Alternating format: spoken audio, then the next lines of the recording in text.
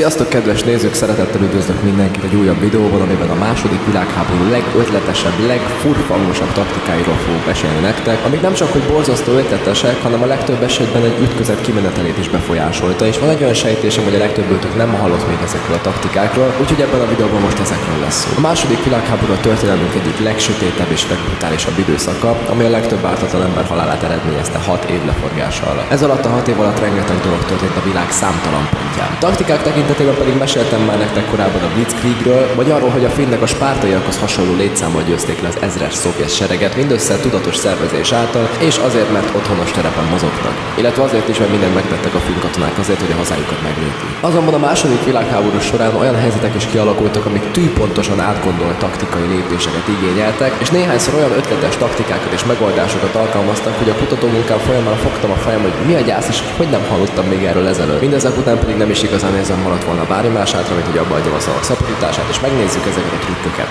Vágjunk is azonnal bele. Ám még mielőtt belevágnánk ebbe a videóba, meg szeretném köszönni a NordVPN-nek, hogy támogatta ezt a mai videót. A NordVPN a világ egyik legnépszerűbb és legelismertebb VPN szolgáltatása, amely dióhéjban egy fontos célt szolgál: megőrizni a személyes biztonságodat az interneten és a számítógépeden. VPN szolgáltatással bármilyen országra rányomhatsz, hogy a VPN hamisan azt mutassa ki, hogy te abban a bizonyos országban tartózkodsz. Ez leginkább azért hasznos, mert jó előre lehet szert tenni akkor, ha csomó videójátékhoz, filmhez vagy sorozathoz férünk hozzá, olyanokhoz is, ami lehet, hogy a mi országunk jogi megkötései miatt nem megtekinthetőek itthon. Ettől függetlenül pedig megakadályozza azt is, vagyis inkább azt mondom, hogy nagyon nagy mértékben redukálja annak a lehetőségét, hogy bármikor hacker támadás áldozataivá váljunk. Meg amúgy is szerintem egy embernél, megmondom az őszintét, eleganciára van egy jóféle VPN használ. Úgyhogy ha felkeltettem az érdeklődéseteket a videó után, a leírásban található linkre kattintva még egy nagy akciós nyári ajánlatot is kaptok, így pénztárcabarát megoldást biztosítanak nektek. Az első hónap ingyenes, és bármikor lemondhatod az előfizetésedet, szerintem tegyetek vele egy próbát.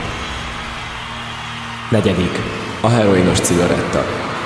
Az első taktika, amiről mesélnék nektek, az a lista kakuktojása is egyben, ugyanis ez nem egy a második, hanem az első világháború során történt történet, viszont muszáj volt ide tennem, mert nagyon rafkós. A sztori nem más, mint hogy a lövészárkokban szenvedés és a senki földjén keresztül történő egymásra lövöldözés helyett a brit katonák egy rendkívül érdekes ötlettel rukkoltak elő, amikor azt látták, hogy a palesztin fronton nem történt semmi haladás az ellenséges oszmán katonákkal szemben. És csak folyamatosan élték fel a készletüket, és egyre inkább kezdtek kifogyni mindenből. A britek egy olyan taktikát alkalmaztak, hogy kis leveleket küldtek az oszmánoknak egyenként, hogy adják meg magukat, és a békesség jeleként minden levél mellé egy-egy szád cigarettát mellékeltek. Az oszmánoknak természetesen eszükbe se jutott megadni magukat, de azt a cignyot azért elpöfékelték, mit sem sejtve, hogy heroin volt bekeverve a dohányba, ezáltal harcképtelenné téve őket. Másfél órával a küldemény megérkezése után a britek lerohanták az oszmánokat, és legyőzték őket úgy, hogy egyetlen brit katona sem vesztette életét, mert nem volt nagy kihívás legyőzni őket, fogalmazzuk úgy. 3. A krumpli balhé. A krumpli balhé fantázianévvel ellátott helyezethez egy ember nevét fontos megjegyeznetek, ez pedig nem más, mint Presley O'Bannon neve. Erről a férfiról elnevezett O'Bannon hajó éppen egy felderítő misszión volt a Csendes-óceán déli részén 1943-ban, amikor is a semmiből egy ellenséges japán hajóba botlottak. Legalábbis hajónak hitték, ám a radaron valami sokkal kisebb látszódott, és nem tartott sok időben, hogy ki nem derült, hogy egy japán tengeralattjáró tart éppen a hajó felé. A hajókapitány Presley O'Bannon azt a parancsot adta ki, hogy a hatalmas hajó szépen csak hajtson bele a tengeralattjáróba, hisz az egyből a tenger felekére küldte volna a tengeralattjárót a teljes legénységgel együtt. Ám az utolsó pillanatban még megváltoztatta a tervet, ugyanis tartott attól, hogy ez egy csapda is lehet, és tele van aknákkal a japán tengeralattjáró, és az utolsó pillanatban sikerült kitérni előle. Ekkor olyan közel került egymáshoz a két hajó, hogy a japánok riasztottak, és már el is foglalták a pozíciójukat a légvédelmi fegyvereiknél. Azonban olyan közel volt a két hajó egymáshoz, hogy az amerikaiaknak az ágyúja szimplán lőtávolságon belül volt, így azt nem tudták használni. Végső pánikukban pedig elkezdtek dobálni a japán hajóra bármit, ami éppen a kezük ügyébe akadt. Ami nem volt más, mint a fedélzeten utazó több hordó nyers krumpli, amit teli erővel elkezdtek dobálni a tengeralattjáróra. A japánok olyan szinten megzavarodtak, hogy elkezdték a krumplikat visszadobálni, mert annyira random volt az egész, hogy biztosak voltak benne, hogy álcázott gránátok, vagy valami hasonló.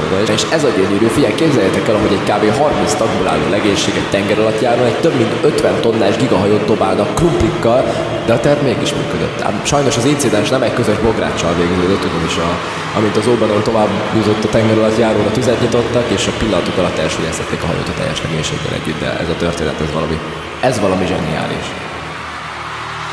2. Kamubetegségek a második világháború során. Legutóbb TikTokon láttam egy videót, ahol ugyancsak nagyon felületesen és érintőlegesen, de meg lett említve egy olyan sztori, hogy amerikai doktorok ellenséges repülőkbe bújva a náci táborokra kisiratokat dobtak le, hogy hogyan tudja egy katona hitelesen szillenni egy komoly betegséget, ami által hazaküldhetik a frontról.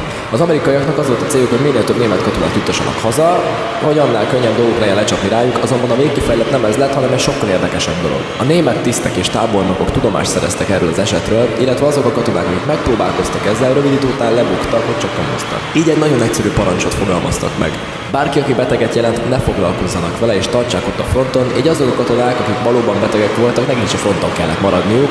A baj ezzel a sztorival, hogy akárhogy kerestem rá, semmi infót nem találtam. Azonban nem sokkal később találtam egy olyan témát, ami talán még ennél is érdekesebb. 1943-ban, második világháború velejében körülbelül egy csapat olasz orvos több ezer Olaszországban élő zsidó életét mentette meg. A küldetés kitalálója és vezetője nem más volt, mint dr. Adriano Ossicini, aki kitalálta a K-szindróma nevű kamubetegséget, amihez egy hosszas hamis orvosi aktát is megírt, miszerint ez egy fertőző, borzasztó kínokkal járó és nagy eséllyel halált okozó betegség, és a K-szindrómában szenvedő betegeket mindenkitől elszeparálva külön blokkokban ápolták és tartották életben, holott a szűk körökben azoknál, akik ebben az akcióban részt vettek, ha valaki odajött, hogy K-szindrómás, az csak annyit jelentett, hogy zsidó vagyok, úgyhogy bújtassatok el, please. Dr. Adriano még egy kis parasságot is belevitt, ugyanis a K a betegségben Albert Kesselring és Herbert Kappler vezeték neveinek a kezdőbetűjét jelenti, ennek a két német tisztnek volt a feladata abban az időszakban Olaszországból deportálni a zsidókat. Amikor a német katonák azokhoz a részekhez mentek, ahol a K-szindrómás betegeket kezelték, szándékosan megkérték az ellenállók mindenkit, hogy köhögjenek hangosan, meg hasonlók, és végül nem vitték el őket, és féltek attól a németek, hogy megfertőzhetik a katonákat, és így történt, hogy több ezer zsidó menekült meg a deportálás elől 1943-ban, 200 IQ. Bárha összességében nézzük, sajnálatos módon ez nem egy nagy szám ahhoz képest, hogy jelenben hány ártatlan ember halt meg ez időben, de így is szerintem egy kifejezetten érdekes sztori, amiről érdemes mindenkinek hallania. Első, a szellemhadsereg. Első helyezetre a kedvenc sztorim került az összes szereplő közül, amikor legelőször meghallottam ezt a történetet, egyszerűen nem akartam elhinni, hogy ilyen kajak megtörtént. Aztán amikor utána olvastam, rá kellett döbbennem, hogy még a sztori felét sem hallottam teljesen. Szóval pár nappal a D-nap előtt járunk, ami az amerikai katonák belépője volt a második világháború európai frontjára. A németek betonbiztosak voltak abban, hogy sikerül az amerikaiakat visszatartaniuk és megtartani a pozíciókat Normandián, ám annak ellenére, hogy az amerikai katonák konkrétan egy emberi húsdarálóba szaladtak bele, azért ez az invázió sokkal, de sokkal komolyabban ki volt tervezve, mint ahogy arra a németek számíthattak volna. Ennek a taktikának az egyik legfontosabb alapköve, hogy Anglia déli részén az óceán mellé felhúztak egy hatalmas hadiállomást, amelyet a 23. ezred tagjai végeztek, akiket nem máshogy hívtak, mint a Ghost Army, azaz a szellemhadsereg. Beszédes nevüket nem véletlen kapták. Az ezred, amely nagyban meghatározta a D-nap végkimenetelét, valójában nem is katonák voltak, hanem művészek, színészek és civil ellenállók. A feladatuk nem más volt, mint hamis állomásokat felhúzni, és olyan kamujárműveket és állomásokat helyeztek ki, amik csak egy minimálisan voltak nehezebbek súlyba a lufiknál, de a méretük ugyanakkora volt, mint a rendes járműveké. Több ezer gumitank és egyéb harci járművek sorakoztak a parton több kilométeren keresztül, így amikor a német felderítő repülők elhaladtak az állomás mellett, azt az infót küldték tovább, hogy sokkal, de sokkal nagyobb a túlerő, mint amire számítottak, pedig valójában csak egy mesterien kigondolt ötlet és pár önkéntes civil kellett ahhoz, hogy az akció során hatalmas előre tegyenek szert.